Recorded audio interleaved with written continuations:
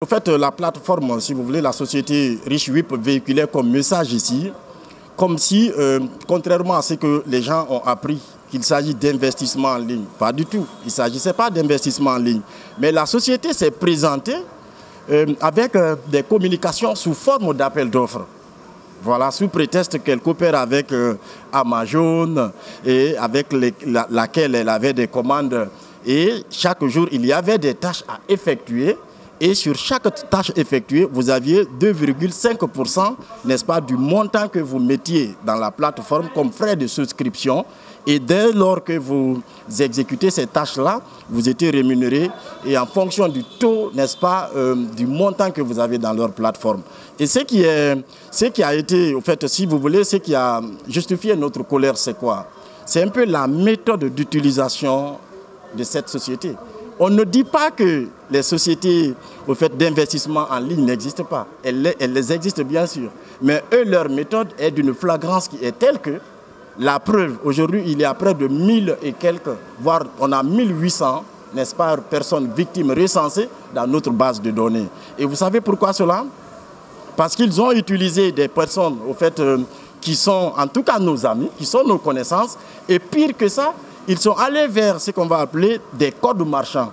Et qui dit code marchand, dit ici, en tout cas, un registre de commerce financier, n'est-ce pas, de souscription qui se trouve avec le service de finance Orange Guinée. Voyez un peu. Et si vous voulez, moi personnellement, c'est ce qui m'a rassuré. Dès que j'ai vu un code marchand, je me suis dit qu'un code marchand, il n'est pas donné un code marchand à qui le veut.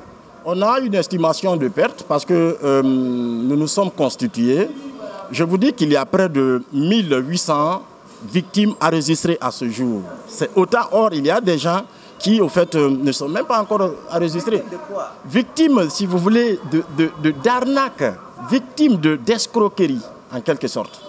C'est ça. En raison de combien par personne? J'estime, moi, personnellement, perdre 4 millions et quelques dedans. Ça, je ne tiens pas compte de l'intérêt que je devrais avoir avec eux. Mais en liquidité, en espèces, voilà ce que j'ai perdu. Par contre, on a des témoignages des gens qui nous font savoir qu'ils ont perdu près de 60 millions.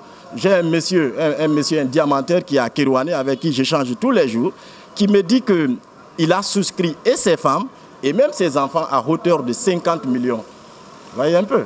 Ça, c'est hormis les intérêts qu'ils devraient avoir. Mais en espèces, voilà un peu ce que, entre autres, les gens ont perdu. On s'est rendu compte que c'était de l'arnaque à partir du moment où la plateforme a commencé à bugger. Vous comprenez un peu?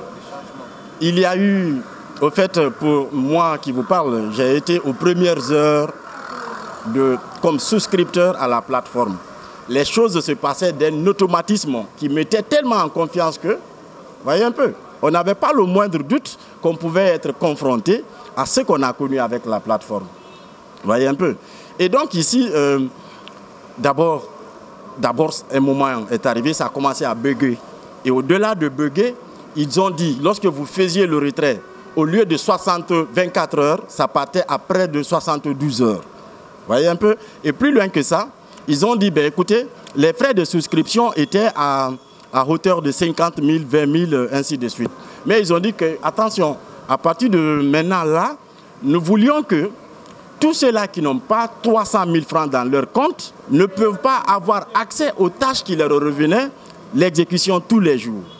Or, vous ne pouvez pas avoir un certain montant dedans et dire, ben, écoutez, voilà, si vous avez par exemple 100 000 francs ou 50 000, ou alors que vous avez investi parce que la plateforme avait deux variantes d'investissement. Vous voyez un peu. Il y avait de l'autre côté où on faisait des investissements mensuels ou en tout cas périodiques ou hebdomadaires de semaines comme ça.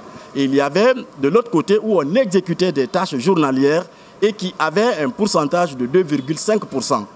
Vous avez vu un peu? Donc pour des gens qui avaient souscrit par exemple aux investissements de la mensualité et qu'on te dise, ben, écoute, si tu as souscrit à l'investissement de la mensualité, nous vous demandons de mettre 300 000 pour que vous ayez accès, n'est-ce pas, à des tâches qu'on avait l'habitude d'exécuter dans la plateforme. Et donc, voilà un peu d'où les doutes sont un peu nés. Et depuis lors, En tout cas, les bons sens ont compris de quoi il s'agissait. Et nous, donc, pour notre recours, nous pensons que avec la flagrance vraiment des codes marchands qu'on a vus en circulation, moi, personnellement, je n'ai pas eu le moindre doute que c'est une société, certes, qui pouvait rencontrer des difficultés, mais elle ne peut pas, ou sinon elle ne pouvait pas, en tout cas, se permettre la bavure qu'on a constatée. Parce que nous pensons que la transaction des flux financiers à travers les codes marchands était, si vous voulez, d'un automatisme qui était tel que nous pensons que les détenteurs de codes marchands, qui en tout cas ont souscrit, parce que je rappelle que qui dit code marchand dit entreprise reconnue au service des finances de Orange Guinée. Et donc pour nous, on a une voie de recours. Pour nous, on a une voie de recours. Ce sont les détenteurs de ces codes marchands qui ont servi de transaction financière des flux de la société RichWip.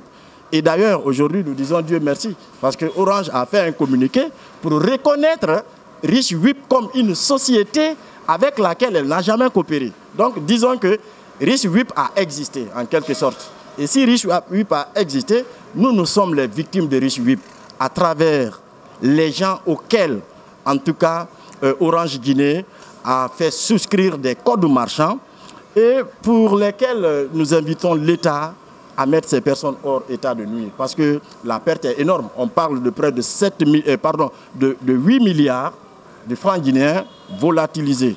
Le but derrière la dénonciation de l'arnaque, c'est non seulement, nous l'avions dit, en tant que collectif et en tant que petits professionnels que nous sommes, parce que c'est vrai que nous parlions ensemble, on est près de 1000 et quelques.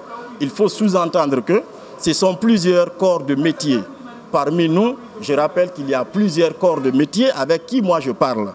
Donc disons que RichWip, la stratégie de RichWip a touché en tout cas, si vous voulez, à une échelle de personnes à laquelle elle ne devrait pas toucher.